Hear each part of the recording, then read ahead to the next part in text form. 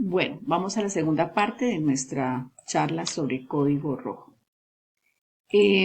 Cuando tenemos una paciente que tiene una hemorragia obstétrica, eh, quien tiene el primer contacto con la paciente que tiene esta hemorragia es quien debe activar el código rojo. Ese es el tiempo cero del contacto inicial. Y vamos a ver a lo largo de la presentación que, como les comenté, por los cambios fisiológicos hay algunos cambios que hacen que el pulso y la presión se alteren muy tardíamente en la gestante, por lo cual es muy importante tener en cuenta que el orden de la pérdida de los parámetros en las pacientes gestantes comienza por la alteración del sensorio, la perfusión, por último el pulso y la presión arterial. Cualquiera que encontremos de estos parámetros inmediatamente nos hace el diagnóstico de choque y debemos activar el código rojo. Cuando activamos el código rojo, ¿qué es lo que queremos básicamente? Queremos tener apoyo del equipo institucional, alertar al laboratorio y al banco de sangre, que el camillero o simular función o quien tenga la simular función esté disponible, iniciar el calentamiento de los líquidos, vamos a ver que es muy importante esto, y en el caso de que estemos en un primer nivel, inmediatamente buscar la ambulancia para que esté pendiente para la remisión de esta paciente, que en todos casos debe ser remitida. Bueno, habíamos hablado de las fases del estado de choque, la fase inicial, los primeros 20 minutos de estabilización y diagnóstico, luego de los 20 a 60, que es la parte de redistribución, donde tenemos el manejo en lo que tiene que ver con el mantenimiento, y de los 60 minutos en adelante el mantenimiento avanzado. Entonces comencemos con la estabilización y diagnóstico. ¿Qué es lo que queremos en los primeros 20 minutos? Lograr la hemostasia, ya sea por medios farmacológicos, mecánicos o quirúrgicos, recuperar la volemia para lograr mejorar la presión arterial o mejorar la diuresis, para lo cual tenemos que tener acceso con dos accesos venosos, valga la redundancia, para la reposición de cristaloides que pueden ser lactato de Ringer o solución salina, idealmente lactato de Ringer, que deben ser líquidos que estén precalentados para evitar la hipotermia y la CID, y tomar algunos paraclínicos básicos, entre los cuales es importante pues hemoglobina, hematocrito, plaquetas, fibrinógeno, pruebas cruzadas, hemoclasificación y empezar a reservar, si estamos en un segundo nivel, los componentes sanguíneos.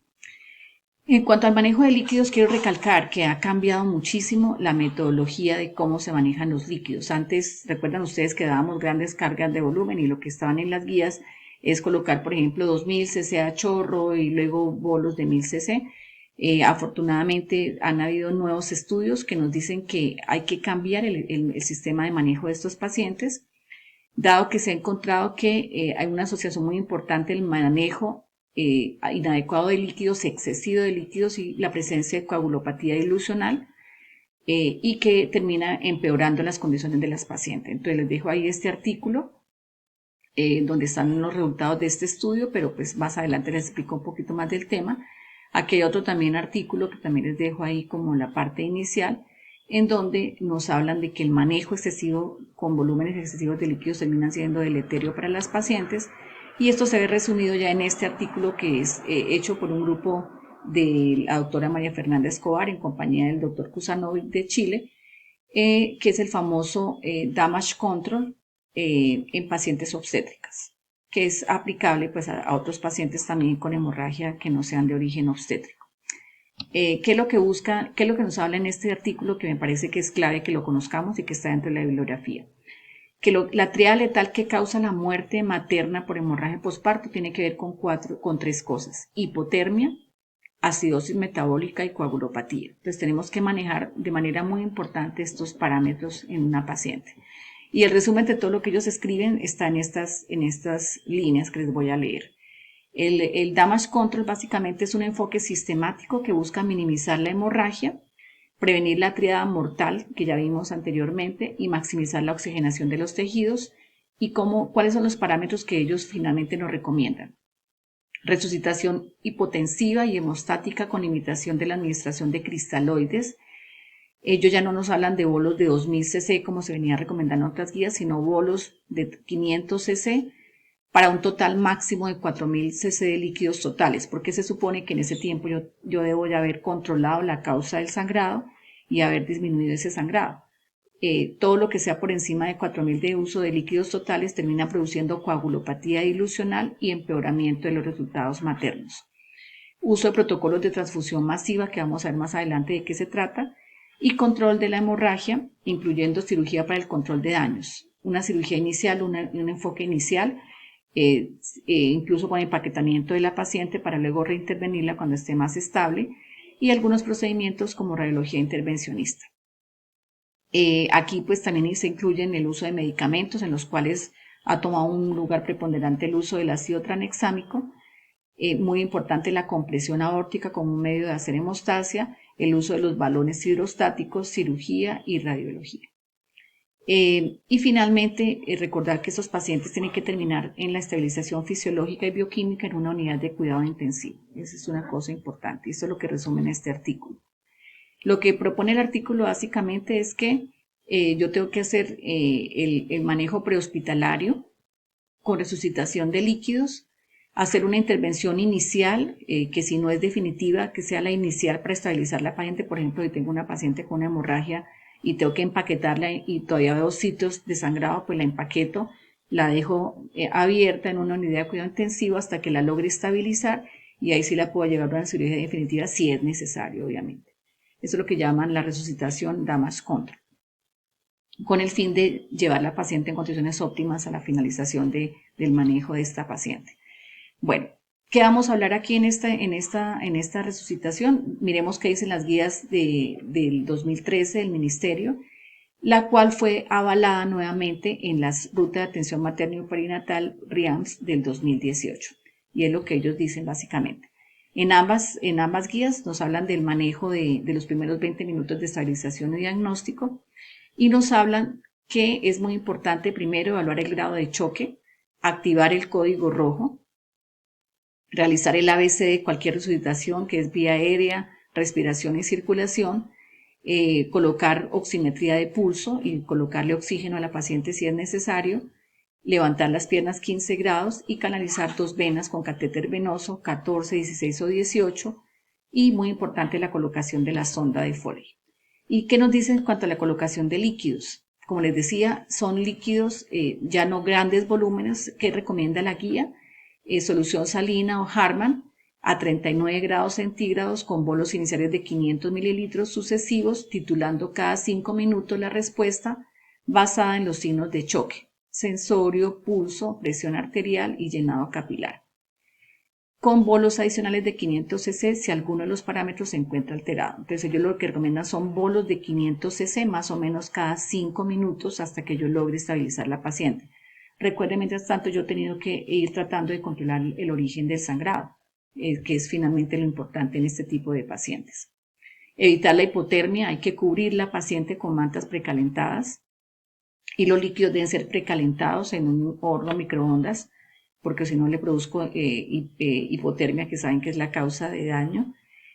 Usar otras medidas como el traje anti-shock, no neumático, que nos permite también estabilizar la paciente, y el uso de ácido tranexámico en el caso de que yo sospeche de entrada una hemorragia masiva. Tengo que evaluar las causas del choque, en donde la principal causa todos conocemos que es la atonía uterina, el 70% de los casos, y el trauma en el 20%, y la presencia de tejido y trombina en los siguientes 10% de los casos. Aquí evalúa cuáles son las causas de cada uno y los factores de riesgo asociados.